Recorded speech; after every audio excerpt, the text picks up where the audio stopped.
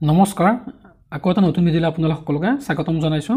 আজিৰ এইটো ভিডিঅ'ত আমি আলোচনা কৰিম সাধাৰণ জ্ঞানৰ 50টাতকৈ অধিক ইম্পৰ্টেণ্ট কুৱেশ্যনৰ বিষয়ে। এইটো মোৰ পাৰ্ট নম্বৰ 9 হয়। যদি আগৰ পাৰ্টবোৰ চোৱা নাই তেতিয়াহ'লে প্লেলিষ্টত গৈ চাব পাৰে। প্ৰথম কুৱেশ্যন, অসমৰ সৰ্বপ্ৰথম ৰঞ্জী ট্ৰফি খেল ক'ত অনুষ্ঠিত হৈছিল? উত্তৰ যোৰহাট চিনমৰা জিমখাট খেলপথাৰত। আটাইতকৈ কম বয়সৰ আহোম ৰজাজনৰ নাম কি? উত্তৰ চুলিকফা। হাজোৰ পোৱামক্কা মছজিদটো কোনে নিৰ্মাণ কৰিছিল? উত্তৰ সুজাউদ্দিন মহম্মদ শ্বাহ। কোন ভিটামিনৰ অভাৱৰ ফলত স্কাৰ্ভি ৰোগ হয়? উত্তৰ ভিটামিন চি। নীতি আয়োগৰ অধ্যক্ষ কোন? উত্তৰ প্ৰধানমন্ত্ৰী। ভাৰতৰ সেউজ বিপ্লৱৰ জনক কোন? উত্তৰ এম.এছ. স্বামীনাথন। চিৰাজ নাটকখনৰ নাট্যকাৰজনৰ নাম কি? উত্তৰ ফণী শৰ্মা। প্ৰথম অসমীয়া গল্প সংকলনখনৰ নাম কি? উত্তৰ সুৰভি। প্ৰথম অসমীয়া ব্যাকৰণ কোনে লিখিছিল? উত্তৰ উইলিয়াম ৰবিনছন। ভাৰতত ব্ৰহ্মপুত্ৰ নদীৰ দৈৰ্ঘ্য কিমান? উত্তৰ 900 কিলোমিটাৰ। বানৰজাৰ জীয়ৰী উষাক কোনে বিয়া কৰাইছিল? উত্তৰ অনিৰুদ্ধ। ভূঞা শব্দৰ অৰ্থ কি? উত্তৰ ভূঞা শব্দৰ অৰ্থ হৈছে মাটিৰ মালিক। মানৰ তৃতীয় আক্ৰমণ কেতিয়া হৈছিল? উত্তৰ মানৰ তৃতীয় আক্ৰমণ 1821 চনত হৈছিল। প্ৰথম অসমীয়া IAS বিষয়াগৰাকীৰ নাম কি? উত্তৰ অচ্যুত শইকীয়া। অসমৰ প্ৰথম প্ৰশিক্ষণপ্ৰাপ্ত বিমান চালকগৰাকীৰ নাম কি? উত্তৰ মহানন্দ দাস। জ্ঞানপীঠ বঁটা লাভ কৰা প্ৰথম অসমীয়া উপন্যাসখনৰ নাম কি? উত্তৰ মৃত্যুঞ্জয়। অসম ফুটবল সন্থাৰ প্ৰথমগৰাকী সভাপতি কোন? উত্তৰ ফখৰুদ্দিন আলি আহমেদ। শ্ৰীমন্ত শংকৰদেৱৰ ৰচিত আটাইতকৈ সৰু গ্ৰন্থখনৰ নাম কি?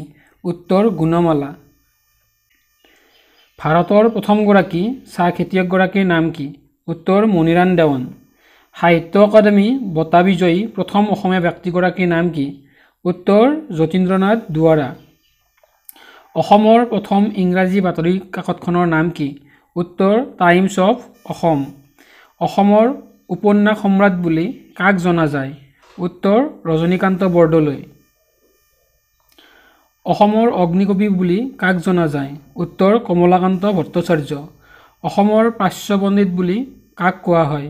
উত্তৰ কৃষ্ণকান্ত সন্দিকৈ। মণিৰাম দেৱানক কেতিয়া ফাঁচি দিয়া হৈছিল? মণিৰাম দেৱানক 1858 চনৰ 26 ফেব্ৰুৱাৰীত ফাঁচি দিয়া হৈছিল। ভাৰতীয় সংবিধানত মুঠ অনুচ্ছেদৰ সংখ্যা কিমান? ভাৰতীয় সংবিধানৰ মুঠ অনুচ্ছেদৰ সংখ্যা হৈছে 395টা।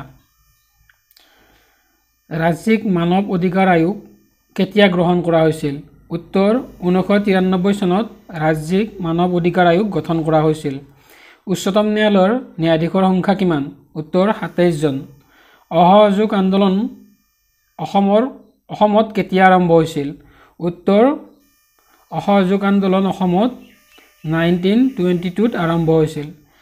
চুকাফা অসমলৈ কেতিয়া আহিছিল? উত্তৰ চুকাফা অসমত 1228 খ্ৰীষ্টাব্দত আহিছিল।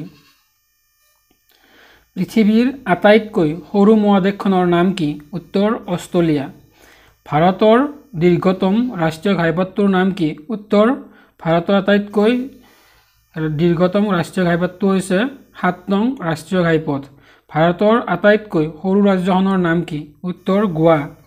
ভাৰতৰ দীৰ্ঘতম ৰেল দলংখনৰ নাম কি? উত্তৰ বগীবিল দলং, যিখন ব্ৰহ্মপুত্ৰ নদীৰ ওপৰত আছে। অণুবীক্ষণ যন্ত্ৰ কোনে উদ্ভাৱন কৰিছিল? উত্তৰ জেড জেনছেনে অণুবীক্ষণ যন্ত্ৰ আৱিষ্কাৰ কৰিছিল।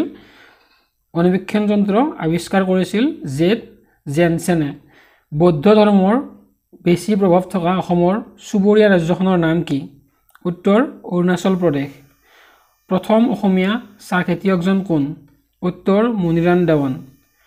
আহোম আৰু মোগলৰ মাজত হোৱা শেষ ৰণখনৰ নাম কি? উত্তৰ ইটাখুলিৰ ৰণ। ৰায়মনা ৰাষ্ট্ৰীয় উদ্যান কিহৰ বাবে বিখ্যাত? উত্তৰ সোণালী বান্দৰৰ বাবে। বনফুল কবি বুলি কাক জনা যায়? উত্তৰ যতীন্দ্ৰনাথ দুৱৰাক বনফুলৰ কবি বুলি জনা যায়।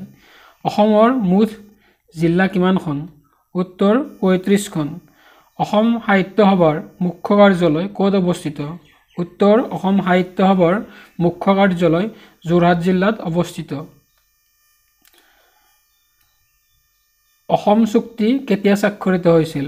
উত্তৰ 1985 চনত অসম চুক্তি স্বাক্ষৰিত হৈছিল। প্ৰথম অসমীয়া কথাছবিখনৰ নাম কি? প্ৰথম অসমীয়া কথাছবিখনৰ নাম হৈছে জয়মতী আৰু জয়মতীৰ মূল চৰিত্ৰত অভিনয় কৰিছিলে আইদেউ সন্দিকৈ। অসমত প্ৰথম ৰেল সেৱা কেতিয়া হৈছিল? উত্তৰ 1881 চনত অসমত প্ৰথমে ৰেল সেৱা প্ৰৱৰ্তন হৈছিল। অসম মহিলা ফুটবল সন্থা কেতিয়া গঠন হৈছিল?